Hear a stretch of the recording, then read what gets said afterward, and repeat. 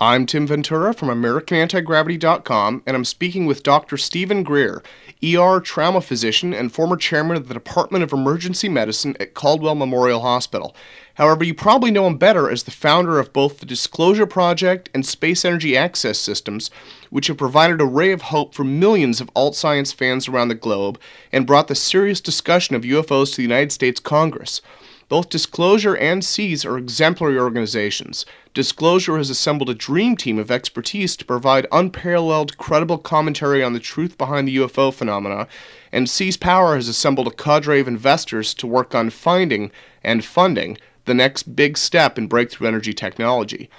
Well, let's start out with what I believe is one of your greatest achievements with the Disclosure Project, overcoming the giggle factor to build a solid collaboration spanning government, industry, and the body politic. My impression is that in an era of divisiveness, you've managed to build bridges to accomplish something unique. What are your current goals, and how is your work progressing? We're putting out everything we can with the resources we have. Of course, this is a completely voluntary effort, and we've really been restricted mainly because of lack of staff and funding. But at this point, we have a really strong presence in Washington with a network of people who follow what we're doing, and I know for a fact that there are many people who are waiting for the next phase of what we're hoping to do, and that's identify a legitimate energy or propulsion system that proves the physics behind what these objects are actually capable of doing. And that's, of course, what we're working on with our energy project. Well, one of the things that I noticed while doing research, I guess, for the interview, was how many belief systems there are. I guess the thought that came to mind was, back in something like 1950, the public perception of UFOs was pretty homogeneous. But, now in 2005, we have a multitude of diverging belief systems about ET. The rumors include psychic aliens, aliens working at Area 51, aliens the Bermuda Triangle, hybrids, and, Well, it goes on. Well, the whole problem is that what we've tried to do is avoid all of that and go to people who've actually been in government circles who worked on these projects and say, okay, look, here's what there is a consensus reality for, and then you can get into these other things if you really want to start counting angels on the head of the tent. I view 90% of what's out there as speculative and nonsense, quite frankly, and of course some people don't like to hear that, but what we're trying to focus on is what are people who have actually been in positions where they've been up close and dealing with the technology or programs dealing with the so-called UFOs. What have they seen? What is the intent apparently behind the actions that have been observed? For example, we have when I started putting this together, I said, I can't do this with just one or two people. We need to have dozens of people. And so when I started talking to people about the apparent UFO interest in, for lack of a better word, nuclear assets, including weapons facilities, nuclear launch facilities, storage areas, nuclear-based ships, I said, we need to find not just one or two, but maybe a dozen of these people who are military or intelligence people who've dealt with this. And that's what we did. People like Colonel Diedrichson, who was with the Atomic Energy Commission, the old AEC before it was a DOE, and who had said that he corroborated what other accounts that we had gotten from other people who had top-secret clearances, and which we'd also found from our colleagues in the Soviet Union, that apparently, while I still maintain there's no evidence that these things are at all hostile, but they were obviously very concerned about our hostility. And so I turned the whole argument on its head. There are all these, speculations about different ET civilizations and why they're here. And I'm going, well, I think it's actually much simpler than people have made out. And you look at the progression of our civilization since the last 100 years, and we've gone from essentially a agrarian society with horse and buggies to thermonuclear weapons, including the hydrogen bomb, and going out into space with them. So this is something that obviously would get the attention of any civilization or group of civilizations that may have been evolved, watching our evolution for for all these years. And I think that, some people say, well, there's an ancient connection to this, and then very well maybe. It could be that we've been observed for thousands of years, but what we can prove today is that there have been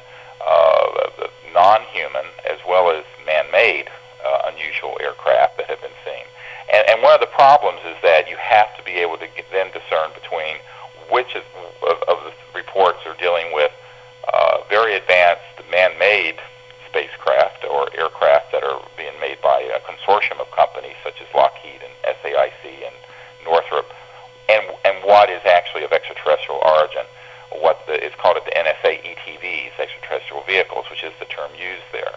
So I think that what we have to do is then look at the fact that we have had since at least the 50s very advanced so-called anti-gravity or electrogravitic, magnetogravitic systems that we've been experimenting with that have been up and flying. In fact, I have a photograph of one flying over Provo, Utah from 1964, and it's certainly no doubt in my mind that we have been doing some experimental research with these types of energy and propulsion systems in sort of deep black, very classified projects. So you get into another problem here, and that is the public, how much of what they're seeing is man-made and how much of it's extraterrestrial, and most people don't realize that there is even as Nick Cook has began to explore since the 50s, and perhaps earlier, a very well-funded, classified aerospace program that was dealing with exactly this kind of anti-gravity technology. So you at a certain point have to put a matrix together, as it were, that looks at this entire spectrum of possibilities that include man-made and extraterrestrial. Now, when you're dealing with the extraterrestrial, I don't see there's any evidence for a lot of the theories that are out there that, hey, they're coming here to eat us for lunch and snatching our babies out of our wombs and have them floating around Alpha Centauri and incubators, and it goes on ad nauseum. What we've done with the Disclosure Project, if people go to our website, disclosureproject.org, is to put people who have actually been up close and personal with this, whether they're air traffic controllers or people who've worked in corporate circles or people who've worked for the various intelligence agencies, and what they've seen and what they've observed, and make it real. And the speculation just goes on forever. And quite frankly, I have to tell you, Tim, I think a lot of the speculation that's out there is seeded by disinformation agents who want the silly season, I hate to use that term, but the silly season of ufology to be the dominant thing that is seen. And in fact, I think that is the case. I think that if you look at what's out there in videos and on television and in movies, it's the disinformation and nonsense that predominates, and it's very, very hard with all that noise to pick up a signal. What we're trying to do is give a signal out there that's clear and that can be substantiated, not like the New York Times does with 3 sources, but with several hundred sources. And the irony of this, of course, is that big media usually won't cover this subject, and even though they'll go on about other speculative things in Washington, being in Washington a lot, you kind of see this culture evolve. And yet what we've done is put together a tremendous network of military intelligence corporate people who've seen this up close and know what the truth is about this, and have corroborating people. And I tell people that that's what you have to do. You can't have one radar operator who says, yeah, I tracked one of these things going 10,000 miles per hour that made a right-hand turn over wherever, Montreal. You need to have a dozen of them, and that's what we did. And then you need to get the radar tapes, and then you need to get the documentation. And so that's what the Disclosure Project has. A lot of people say, well, if that's been put together, why doesn't the whole world know this? I said, well, this gets into a larger discussion of the national security state and the corruption of big media. But it has nothing to do with what evidence is there. The evidence is overwhelming and very clear. Sure. Well, speaking of events, I guess, in terms of, you mentioned the radar operator, I had an experience in 1994 with a giant black triangle larger than a football field that passed so close overhead that I could count rivets on the hull. Now, in my case, I don't have an explanation for it, but it really did change my perspective. And I'm wondering, in your case, if there was a singular event like this that really shook your worldview, leading down the path that you're now taking. Well, yeah, a couple things converged when I was a child. My uncle was the senior project engineer for the lunar module. The Grumman built the lunar module that took Neil Armstrong to the moon, and he was my uncle, my mother's oldest brother. And what was interesting is that around that same time, when he was working on that, I guess I was 8 or 9 years old, living in Charlotte, North Carolina, and they had a Douglas missile plant, as it turned out, not too far from where I live. And I saw in broad daylight, a silvery, sort of oval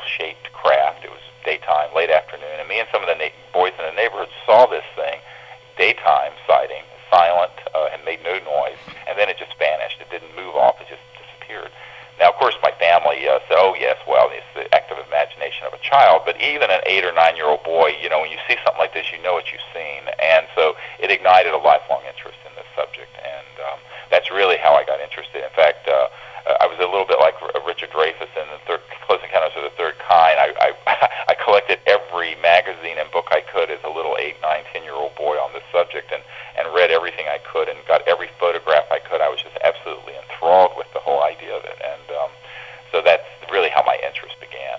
Well, and it makes sense. I think when you're really following your passion, it leads to the kind of success you've had with Disclosure. It's that natural progression from being so passionate about seeing an idea through and finding the truth for yourself that I think people inherently believe in your goals and believe in the way you're approaching it.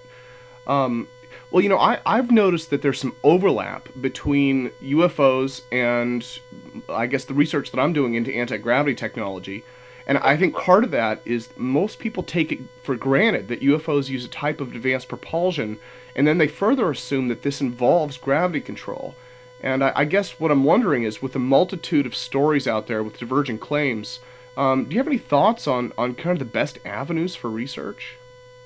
Well, to be honest with you, I think you have to really go all the way back to some of the early work of Tesla. You have to go back to some of the work that T. Townsend Brown and the B-Field Brown effect, as it was called. And of course, that work went black in the early 50s. I have an Office of Naval Research document. I'm not sure if you have this document, Tim, but you should, that discusses the Townsend work and what the Office of Naval Research had found and studying what he was doing. Now, you have to understand that there's a merging of breakthroughs that were going on since the 20s, 30s, and 40s with human scientists. And the sort of potentiation of that research that then happened in the late 40s and 50s with the retrieval, and this did occur, of extraterrestrial vehicles, which they did not come to Earth and just crash because they didn't know how to fly around in our atmosphere. Very high-powered electromagnetic radar arrays were used to interfere with the guidance and electronics of these things, and 2 of them did crash initially, and we know that there have been several others.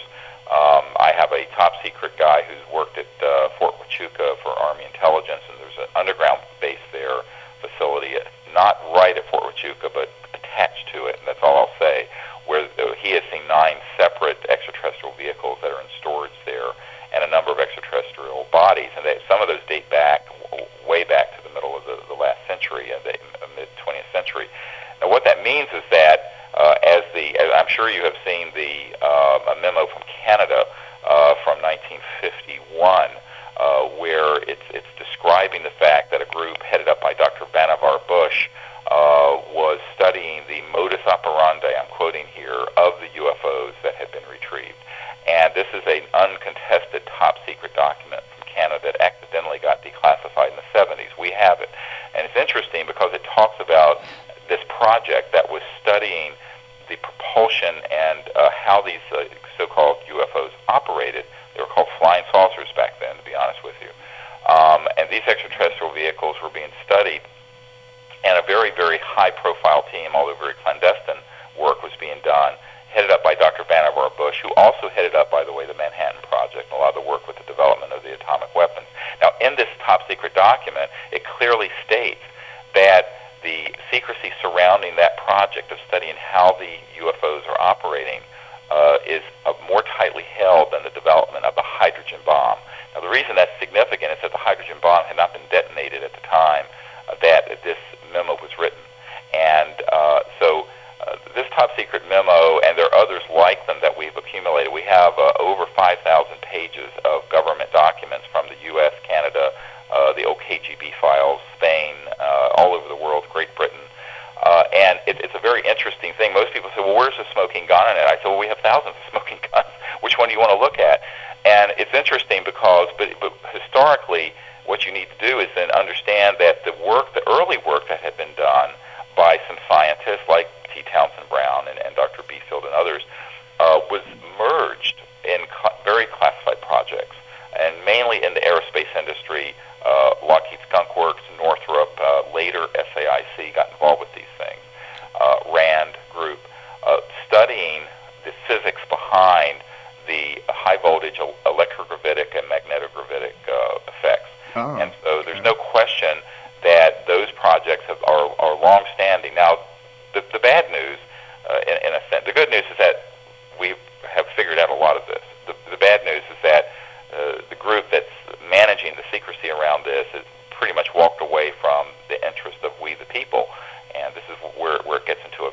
social and political crisis.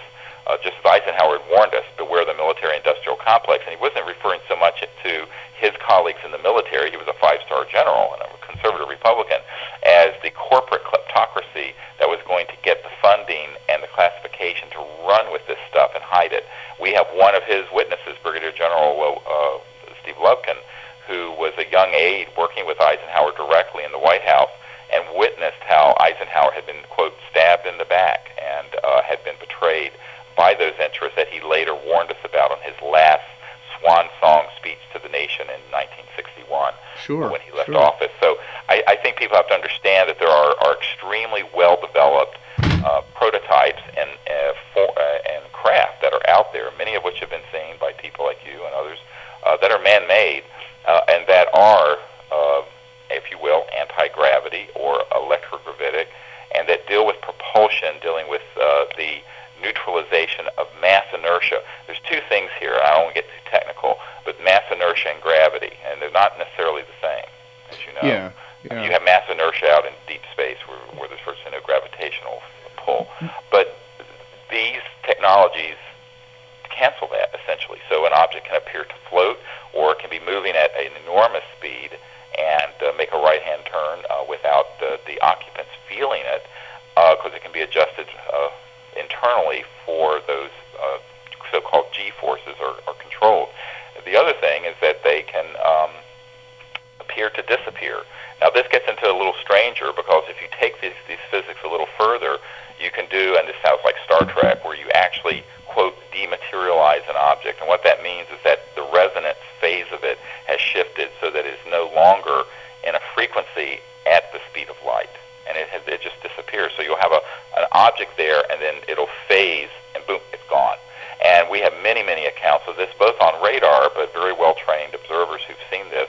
And our advanced research team that's gone out all over the world to study this have seen this happen many times out in the field and throughout the United States and Latin America and England and Belgium and other locations. Well, one thing that I've been wondering about, actually this is, I guess it's a little bit of a tangent from the questions I'd written for myself, but I had a discussion with a few friends. We were talking about, the topic of UFOs, and one of the questions that came up was, why are they here now? And the only idea that we could think of, and I think this touches back to your comments about it being more secret than the bomb, was the detonation of nuclear bombs and then subsequent testing in 45 through the 50s. Well, I have had one top secret military, and these are people with Q clearances and north of Q clearance, if you get my drift, folks who have told me absolutely that's the case. I've had British intelligence and Ministry of Defense people tell me the same thing in Great Britain, that the big surge in interest in humanity, whether or not there's an ancient connection, whether or not the Nazca lines, and whether or not there's some cave drawings from France that date back thousands of years of what purport to be UFOs. It's harder to prove that because you're going so far back in time, and the history and the record is not good. But what we have in the modern era is clearly a huge resurgence of interest in Earth and I think the human race at the time that we developed weapons of mass destruction and began to explore space. But remember, those two events were on a very parallel track, that our ability to detonate nuclear weapons in the 40s and 50s was also the beginning of the space era, of course, which my family was involved with. And what you find is that the combination of those two things, logically, and I hate to sound like Spock here, but just look at this logically and dispassionately from the eyes of a civilization, not human, but out in space, watching us develop. All of a sudden you have this murderous civilization that's killed tens of millions of our own people in warfare, developing weapons that can destroy entire planets, right? Okay, a few of them can destroy an entire planet. Sure. With thousands of them launched, aimed at each other in a policy of mutual assured destruction, and we're going out into space. Well, you'd have to be galactically brain dead not to take notice of this and be concerned. And I believe that, yes, this is really what triggered it. And it isn't because they are hostile towards us, but that they're concerned with our hostility. And what I've found is that in all likelihood, if we were to ever to figure out how to live peacefully on this planet, and I should add, go out into space peacefully as opposed to competing nations with our weapons in tow, believe that we would find a very welcome, an open-to-armed response. However, I think so long as we remain on a war footing, and where the military-industrial complex is controlling the agenda in space and also controlling the agenda on Earth, I think that you're going to find a more cautious approach to the human situation. And I think this makes sense because, frankly, our technology has outstripped our social and spiritual development in a way that at this stage is very dangerous, because we're not dealing with muskets and rifles and things like this. We're dealing with weapon systems that even go beyond nuclear, by the way, into the so-called scalar systems that can be a threat to other civilizations. And I think that this is why one of the biggest challenges, and I say this to people, when I gave a lecture at the United Nations, and Mrs. Boutros-Ghali had invited me to come there, the wife of the Secretary General, and a whole lot of high-profile people were at this meeting. I said, the title of the talk was The Foundations of Interplanetary Peace, and this was the topic of discussion, that while there was no evidence at all that these civilizations of extraterrestrial origin are hostile towards us, they're very concerned with our ability to destroy ourselves and perhaps also to destroy other worlds, and that we are going to have to evolve past that sort of, shall I say, a backward way of behavior before we're going to be welcomed too far out in space. And I do honestly believe that we have had our, I hate to use the word quarantine, but to a certain extent I think our ability to go out into space, even with some of these advanced technologies we've developed in classified projects, is limited because they know that we're not socially, spiritually, or otherwise psychologically mature enough to do this without trying to go out there in a way that could be a threat to other civilizations. Oh yeah, and I think that this makes sense, and I do believe that that's why the 40s, 50s, and forward were so prominent in terms of people seeing UFOs, and they were very often seen around nuclear facilities. Well, I'd like to quickly touch on some of the repeated claims, and I guess we could call these mythology, maybe. I don't know if there's truth or fiction to them. But, right. They're urban myths, as they were. Yeah, I think part of it has been that the entire thing has gone on for so long that it's all become part of our popular mythology, part of our popular vernacular. But in this case, bismuth and mercury pop up again and again, being involved with not only UFOs, but also all sorts of gravity research projects. And I haven't seen any hard and fast speculation other than supposedly bismuth acts like a condenser for gravitational effects, and then mercury is repeatedly cited in the Nazi Bell, Edgar Fouché's TR-3B, and even the ancient Vimana texts. I'm wondering if you've seen anything that might lend some idea as to why these keep popping back up. Well, there are certain materials, and those are two that you mentioned that have been associated with, I think, some of the more primitive gravity wave or anti-gravity research. I think the more advanced ones deal with electronics that are not as dependent on those materials, if that makes any sense. Oh, okay, so these are really kind of the baseline, and it's moved forward since then, but that probably hasn't leached back out into the mythology yet. Right. So, Well, and the same thing with some of the energy research we've seen. We've seen people doing research on crystalline structures where a certain electronic signal goes into a crystalline structure, and the resonance of that crystal will then recruit energy from what's called the zero-point energy field, and more energy comes out than you're putting in. Now, people say, well, it violates the second law of thermodynamics. It doesn't, because there's a baseline energy that is if you will, the substrate or the base upon which all matter and all energy forms are fluxing in and out of the quantum vacuum, as it's been called. So, now I'm just a country doctor here in Virginia. I don't purport to be a physicist, but from what I understand, this is really where the real action has been. Sure. And I think these materials facilitated, and just like certain crystalline structures had facilitated the effect that you're describing in terms of gravity control or mass inertia cancellation and anti-gravity effect. Well, another one also that I'd wanted to ask you about was, I've talked a few times, actually I've spent several hours on the phone with Bob Lazar, and I guess... I've met him also. Yeah, he's, at least in my case, he's refused to really talk about whatever his experiences might be at Area 51, but from what he said in public, I've always heard that the real technology, quote unquote, is supposedly kept at S4. I'm wondering if you could describe this a bit for us.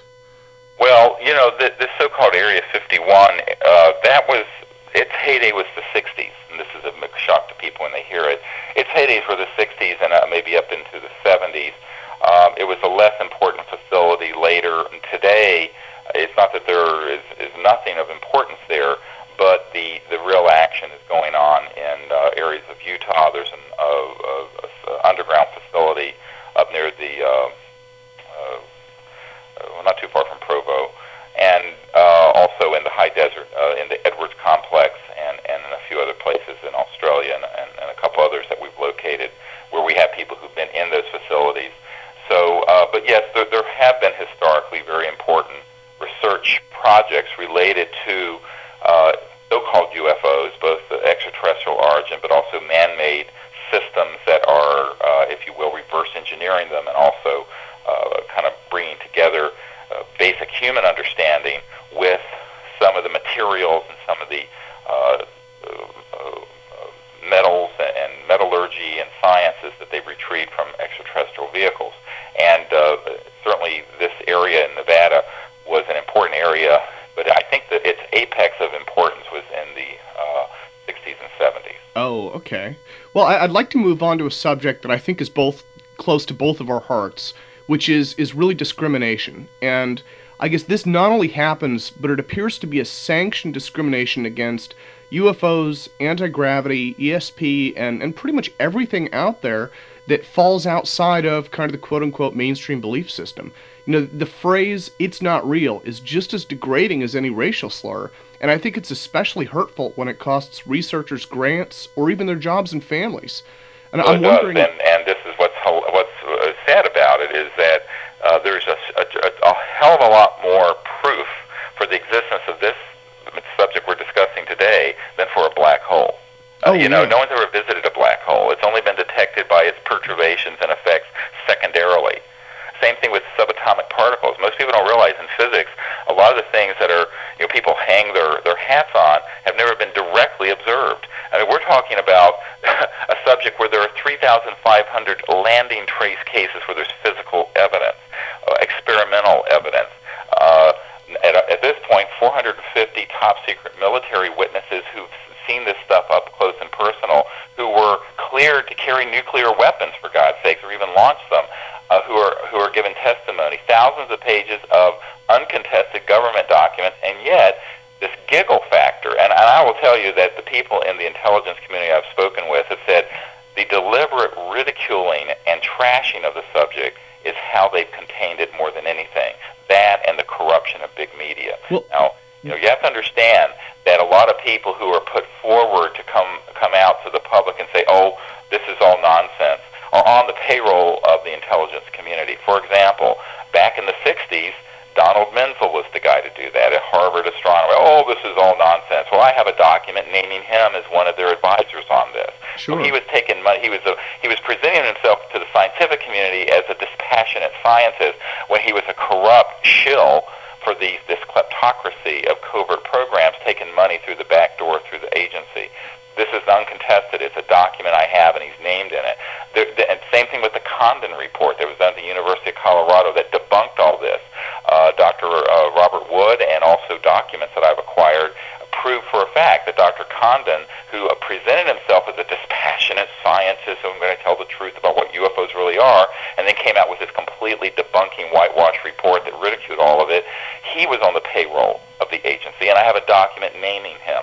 So what you find is that you have people in academia, in corporations, and in government who present themselves as sterling scientists and legitimate people who will then go to the press or go to scientific gatherings and poo-poo all of this, but these people are utterly corrupt, and we can prove this.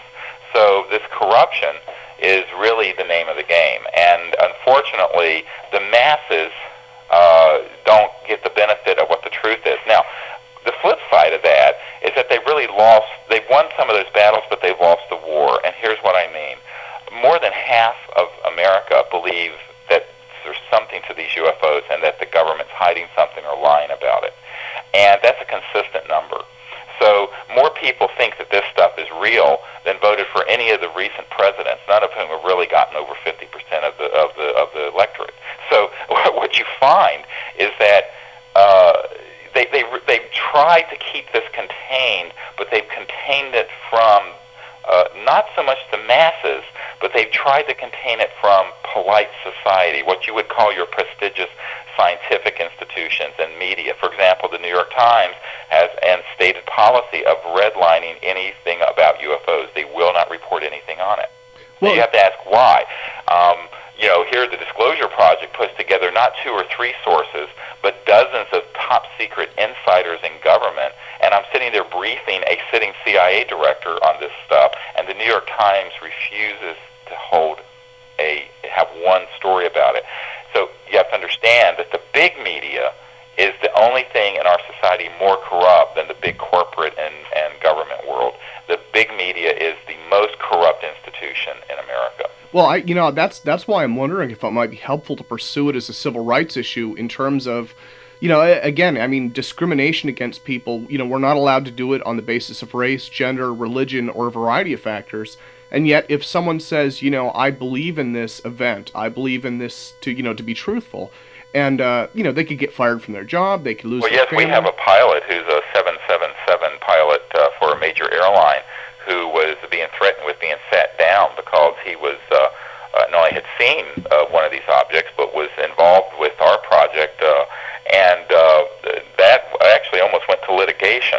And they backed down, of course, and he's still flying the 777. But you also remember the Japan Airlines event that happened over Alaska that we have top secret documents for. And John Callahan, who was head of the FAA, gave us the radar tape. He was head of the Accidents and Investigation section of the FAA, I should say. And he gave us the radar tapes for this event. Well, that pilot, the Japanese Airlines pilot who first reported this, was put down and not allowed to fly for a month or two until Dr. Richard Haynes at NASA, who I've worked with for years, who's collected many, over, a couple thousand of these pilot reports, went forward and went over to the Japanese government and to the airline and said, look, this man was not hallucinating. These things are real, and here's the evidence for it. So there have been some cases like that. It's interesting. They don't spill into the major media much, but I would say that anyone who has been denied a job or has been discriminated against because of their involvement of this should actually litigate it, because we would be happy to have our witnesses be read into oath. One of the things we're looking for is a venue so that all these top secret people we've identified can testify under oath. And if the Congress doesn't have the courage to do it, then a civil tort case could do it. Oh, sure. So I would say that anyone who's suffered something like that legitimately should pursue it. Well, and speaking of involvement, I'd actually like to wrap up our interview with, I guess, the big question of how can people get involved, how they can contribute, and how they can get their friends and relatives the kind of solid information so that they can form an educated opinion about this topic. Well, I think the best way is to start with educating yourself. Our website, disclosureproject.org, has video footage. People can see the 2-hour national press event that was covered on CNN and networks all over the world of these top secret military people speaking. We have a book called Disclosure that has almost 600 pages that has nearly 70 of these military and intelligence and corporate people testifying to what they had seen. We have a 2-hour and a 4-hour videotape of their testimony that's very thorough. And these are things that are openly available to the public. Anyone can get it from our website, disclosureproject.org, and they can refer their friends and colleagues and families to that. And I encourage them to. The other thing they can do is to help us identify more of these sort of whistleblowers and people who've worked in these settings, because we're always looking for new sources. We have an ongoing project to identify these sorts of witnesses. And I think the other thing is that there are people out there who are aware of the technologies of energy or propulsion devices that perhaps they've worked on or tinkered with.